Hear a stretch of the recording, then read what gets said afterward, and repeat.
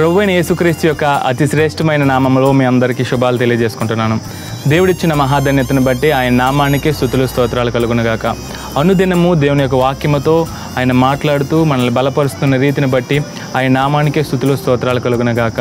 దేవుడు ఈరోజు కోసం ఏర్పాటు చేసిన దేవుని వాక్యం ఏమనగా 1 కొరింథీ 6వ అధ్యాయము 17వ వచనము.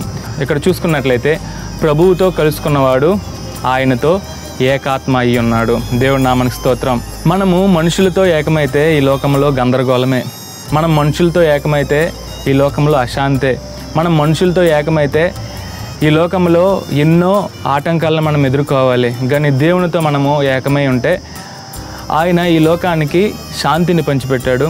ఆయన ఈ లోకానికి సమాధానాన్ని పంచిపెట్టాడు.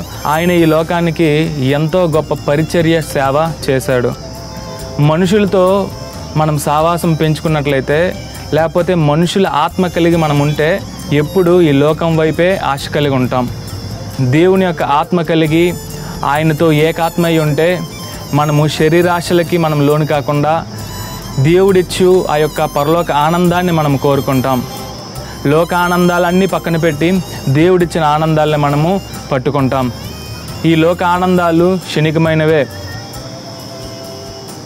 ఈ మనుషుల ఆత్మ కలిగి ఉంటే మనము ఈ లోకంలో ఏమైపోతామా, ఈ లోకంలో నా ప్రయాణమిటా, ఈ లోకంలో నేను ఏదైనా సమకూర్చుకుంటేనే, ఈ లోకంలో సంపాదించుకుంటేనే నేను బ్రతకగలన ఆలోచన కలిగి ఉంటాం.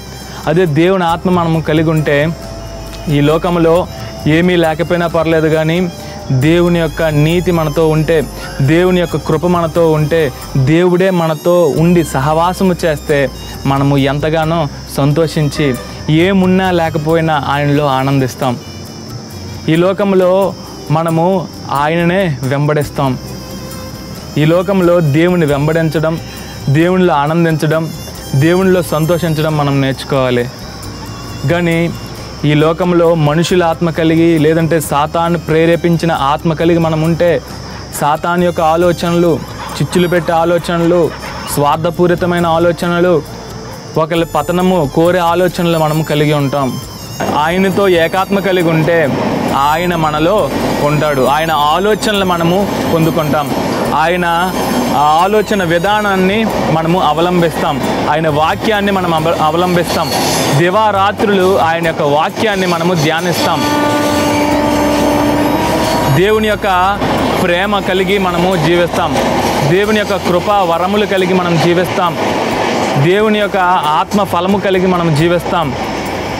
సాతానుతో ఏకాత్మ కలిగి మనం ఉన్నట్లయితే శరీరాశ, నేత్రాశ, జీవపడంబం అనే వాటిని మనము వెంబడిస్తాం. కాబట్టి దేవుని ఆత్మతో మనము జీవించాలి. ప్రభు యొక్క ఆత్మతో మనం జీవించాలి. ఆయన కృపావరములు పొందుకోవాలి. ఆయన చేసిన సూచక్రియలు మనము కూడా చేయగలిగిన సమర్థత ఆయనతో ఏకాత్మ కలిగి ఉన్నప్పుడు మనకి లభిస్తుంది. కాబట్టి ఈ వాక్యాన్ని మన జీవితంలో మనం అందరము స్వతంత్రించుకునేలాగిన చిన్న ప్రార్థన చేసుకుందాం. పరిశుద్ధుడా, ప్రేమ కలిగిన దేవ, దయగలిగిన తండ్రి, నీకే వేలాది వందనాలు, నీకే కోట్ల కొలది స్తోత్రాలు.